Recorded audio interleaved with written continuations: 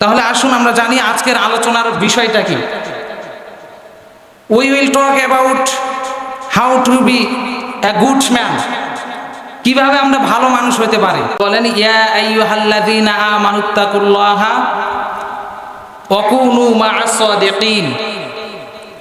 O my বিলিভিয়ার্স, fear Allah and be with those who are truthful.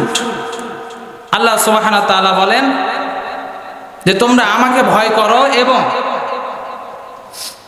সত্যবাদীদের সঙ্গে থাকো, ভালো মানুষের সাথে থাকো।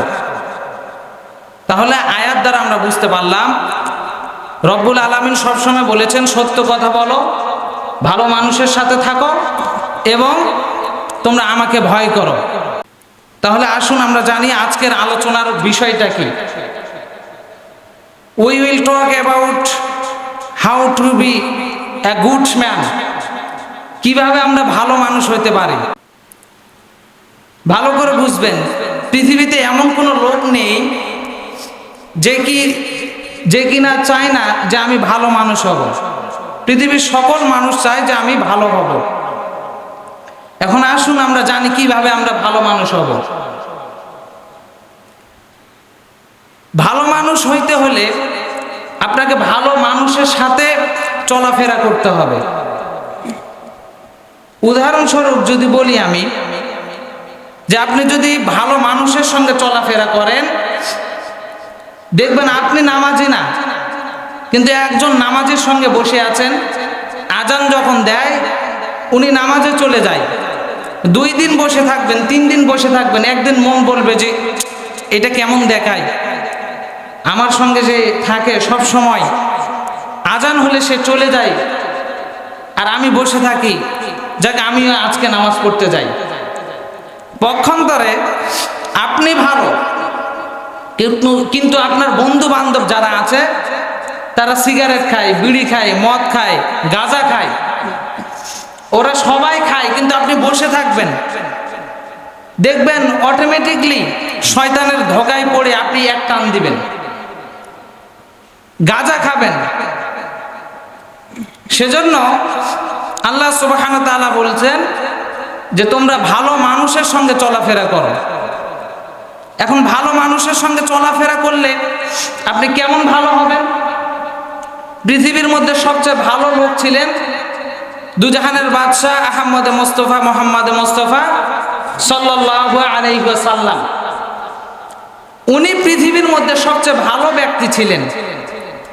রাসূল সাল্লাল্লাহু আলাইহি ওয়াসাল্লাম ভালো হওয়ার কারণে ওনার সঙ্গে যারা সম্পর্ক রেখেছিল সাহাবায়ে কেরামরা, সম্পর্ক রাখার কারণে রাসূল সাল্লাল্লাহু আলাইহি ওয়াসাল্লাম অর্থাৎ নবী রাসূলের পরে সাহাবীদের দাম আল্লাহ সুবহানাহু ওয়া তাআলার কাছে অতি প্রিয়।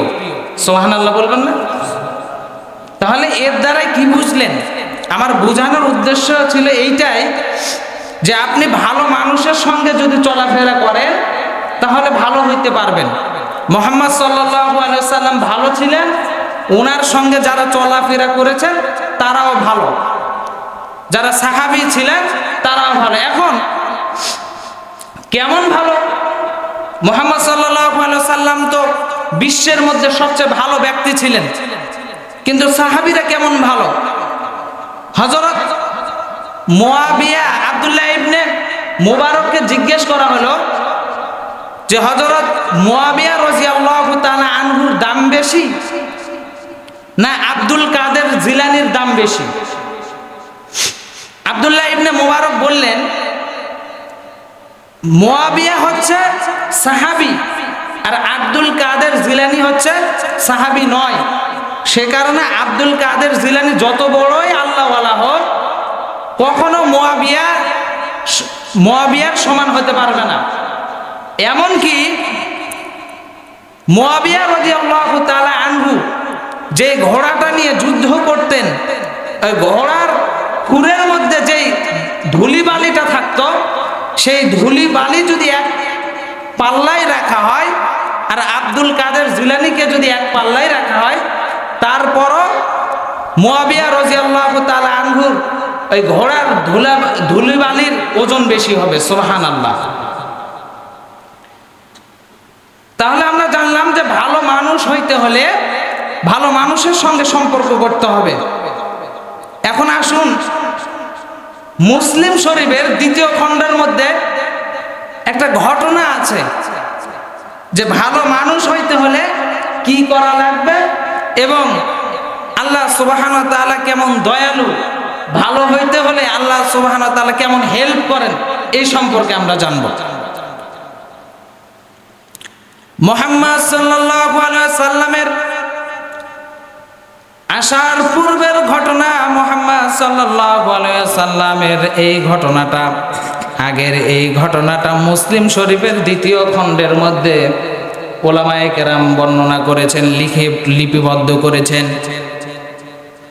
হযরত মুহাম্মদ সাল্লাল্লাহু আলাইহি সাল্লামের আগের জামানার ঘটনা। ওই যুগে একজন লোক ছিলেন যেই কিনা 99টি খুন করেছেন, 99টি হত্যা করেছেন, টেররিস্ট ছিলেন, খুনি ছিলেন। 99টা খুন করার পরে তার মনের মধ্যে আসলো আমাকে ভালো হওয়া লাগবে। সে মনে মনে চিন্তা করলো 99টা খুন করলাম, এখন মানুষের কাছে যাই, বড় বড় উলামায়ে কেরামের কাছে যাই, আমি মাপ পাবো কিনা। লোকদেরকে জিজ্ঞেস করলেন, ভাই আমি 99টা খুন করেছি, আমি ভালো হতে পারবো নাকি? লোকজন বলল, অমুক এলাকায় চলে যাও, ওখানে একটা খ্রিস্টানদের বড় পণ্ডিত আছে, যেখানে যাওয়ার পরে তোমাকে সলিউশন দিতে পারবে, তুমি ভালো হতে পারবে কি খারাপই থাকবে। ওই টেররিস্ট যেই 99টা খুন করেছে ওই এলাকাতে চলে গেল, যেই এলাকাতে খ্রিস্টানদের বড় পণ্ডিত আছে, খ্রিস্টানদের বড় পণ্ডিতের কাছে গিয়ে বললেন, ভাই আমি 99টা খুন করেছি, আমার কি ভালো হওয়ার সুযোগ আছে? খ্রিস্টান বলেন, কিভাবে এটা সম্ভব? তুমি তো জাহান্নামী, 99টা খুন করেছ, তোমার কোনোভাবেই আল্লাহ তাআলার কাছে ক্ষমা পাওয়ার যোগ্যতা নেই, তুমি কোনোভাবেই মাপ পাবে না। ওই টেররিস্ট বললেন, যে 99টা খুন করেছেন, সে বললেন, যদি আল্লাহ তাআলা আমাকে মাফ না করে, 99টা খুন করেছি, আর একটা খুন করে আমি 100টা পুরে দেই, সেঞ্চুরি পুরে দেই। এই কথা বলার সঙ্গে সঙ্গে ওই খ্রিস্টান পণ্ডিতকে হত্যা করলেন, 100টা হত্যা করে ফেললেন। এবার আবার বাসাতে চলে আসলেন, আসার পরে মনে মনে ভাবলেন, আমাকে তো ভালো হওয়া লাগবে। হায় আল্লাহ, আমি 100টা খুন করে ফেলেছি, আমি মাপ পাবো কিনা। সে চিন্তিত হয়ে গেল, এলাকার মাঝে সবাইকে বলতে লাগলো, আমি কি ভালো হতে পারবো? এলাকার লোকেরা বলল, অমুক এলাকাতে যাও, একটা বড় আল্লাহওয়ালা আছে। ওই ব্যক্তি চলে গেলেন ওই বড় আল্লাহওয়ালার কাছে। যাওয়ার পরে ওই আল্লাহওয়ালাকে জিজ্ঞেস করতেছেন, হুজুর আমি কোনোভাবে মাপ পাবো কিনা? আমি তো 100টা খুন করে ফেলেছি, আমি না বুঝে 100টা খুন করে ফেলেছি, আমি মাপ পাবো কিনা?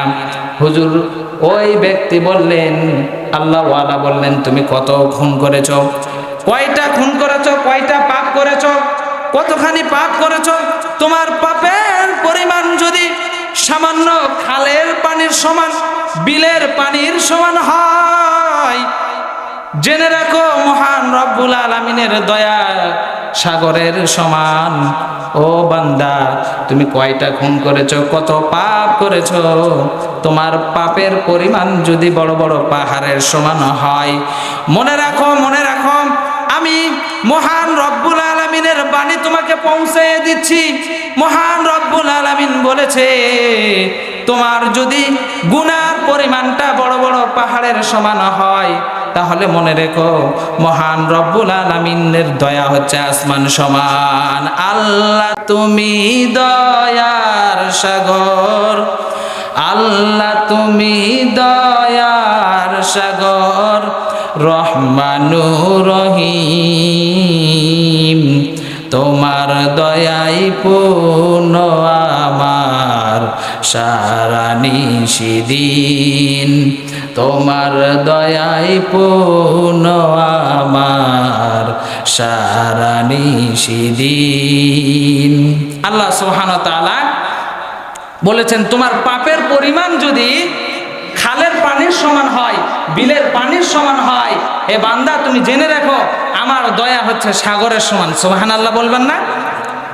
আল্লাহ সুবহানাহু ওয়া তাআলা বলেন যে তোমার পাপের পরিমাণ যদি বড় বড় অট্টালিকার সমান হয়, পাহাড়ের সমান হয়, মনে রাখবা বান্দা আমার দয়া হচ্ছে 7 আসমান পরিমাণ। সুবহানাল্লাহ। তাহলে আমার পাপ হয়ে গিয়েছে, আমার ভুল হয়ে গিয়েছে। আমাদের অনেককে জিজ্ঞেস করা হলে ভাই নামাজ পড়তে যাই, উনি বলে যে আমি তো নামাজ পড়ি না। ওনাকে যখন জিজ্ঞেস করা হয় তখন বলবে আই উইল ডু টুমরো, আমি আগামীকাল থেকে নামাজ পড়বো। ভাই আজকে হবে না, লজ্জা লাগে, এত ছোট বয়সে নামাজ পড়বো, মানুষ ক্রিটিসাইজ করবে।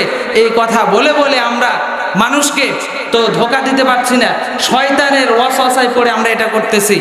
আমরা মনে করছি যে মানুষকে ধোকা দিচ্ছি, কিন্তু না, আমরা নিজেই নিজেকে ধোকা দিচ্ছি।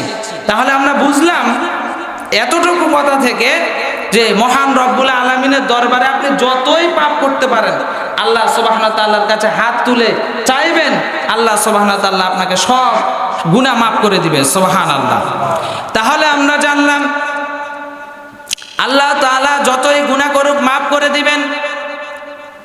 ওই টেররিস্ট 100টা খুন করার পরে ওই আল্লাহওয়ালার কাছে গেলেন এবং আল্লাহওয়ালা বললেন কোনো সমস্যা নাই, তুমি 100টা খুন করতে পারো, কোনো সমস্যা নাই, তুমি ভালো হইতে পারবে, কোনো সমস্যা নাই।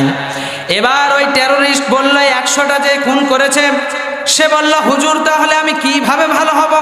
হুজুর তাকে বললেন তুমি যে এলাকাতে থাকো ওই এলাকার লোকেরা বেশি সিগারেট খায়, ওই এলাকার লোকেরা বেশি নারী নির্যাতন করে, নারী ধর্ষণ করে, ওই এলাকার লোকেরা গাঁজা খায়, মদ খায়, ওই এলাকার লোকেরা নামাজ বন্দিগি পড়ে না। তাহলে হুজুর আমাকে কি করা লাগবে? হুজুর বলল অমুক এলাকাতে চলে যাও, ওই এলাকার লোকেরা নামাজ পড়ে, ওই এলাকার লোকেরা ভালো মানুষ, ওই এলাকার মানুষেরা সব সময় ন্যায় পরোয়ান বাস্তবায়ন করে। এবার ওই লোক এই কথা শুনে চলে আসলো। উনি মনে মনে চিন্তা করলো আমি যেই খারাপ এলাকাতে আছি এই এলাকাটা ত্যাগ করে ভালো এলাকাতে চলে যাব। সে সব কিছু নিয়ে বের হলেন। যখন ভালো ওই এলাকা, ভালো গ্রাম এবং খারাপ গ্রামের মধ্যবর্তী হলেন, মধ্যখানে গিয়েছেন। ইন দ্য মিন টাইম হযরত আজরাইল আলাইহিস সালাতু ওয়াস সালাম চলে আসলেন। যখন মাঝখানে চলে আসছেন, ভালো গ্রাম এবং খারাপ গ্রাম এর মাঝামাঝি ইন দ্য মিন টাইম হযরত আজরাইল আলাইহিস সালাতু ওয়াস সালাম চলে আসলেন। হযরত আজরাইল আলাইহিস সালাতু ওয়াস সালামকে দেখে ওই টেররিস্ট ভয়ে পড়ে গেলেন। মনে মনে চিন্তা করলেন যতক্ষণ আমার জান আছে আমি বুক দিয়ে হলেও আমি ভালোর দিকে চলে যাব। 2 হাত অথবা 1 হাত ভালোর দিকে চলে গিয়েছে ওই রকম ভাবে শুয়ে শুয়ে। এবার ওই টেররিস্টের জীবনটা কবজ করে নিলেন। কবজ করার সঙ্গে সঙ্গে জান্নাতের ফেরেশতা ওর রূহ নেওয়ার জন্য চলে আসলেন এবং জাহান্নামের ফেরেশতা ওর রূহ নেওয়ার জন্য চলে আসলেন। আসার পরে একজন আরেকজন অর্থাৎ এক দল আরেক দলকে বলতেছে এই রূহটা আমরা নিব, কেননা এই চিরজীবন খারাপ কাজ করেছে, 100টা খুন করেছে, 100টা হত্যা করেছে, অতএব এই রূহটা আমরা নিয়ে গিয়ে জাহান্নামে রাখবো। আর জান্নাতের ফেরেশতারা বলতেছে না না, তোমাকে আমরা কোনোভাবেই দিব না।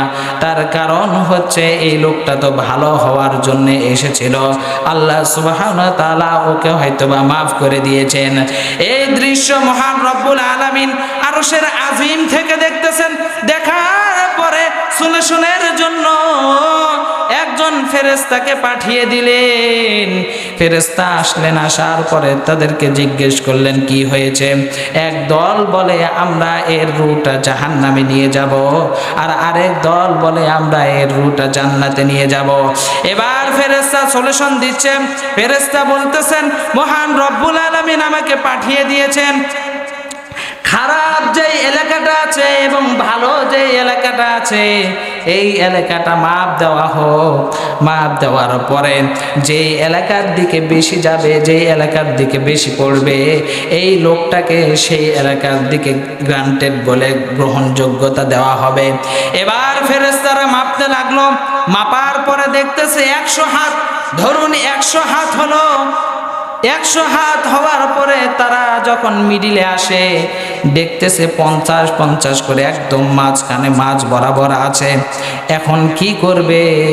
তারা ভালো করে বিশ্লেষণ করে দেখতেছে, ওই লোক যখন পড়ে যায়, পড়ে যাওয়ার সঙ্গে সঙ্গে 1 হাত অথবা 2 হাত বুক দিয়ে ঠেলে ঠেলে গিয়েছিল, বুক দিয়ে ঠেলে ঠেলে ভালোর দিকে গিয়েছিল।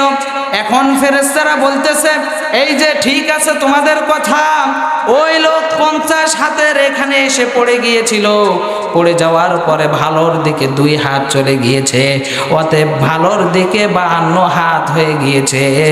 এই কারণে মহান রব্বুল আলামিন ঘোষণা দিয়ে দিয়েছেন, এই রূহটা আমরা জান্নাতে নিয়ে যাব। সুবহানাল্লাহ।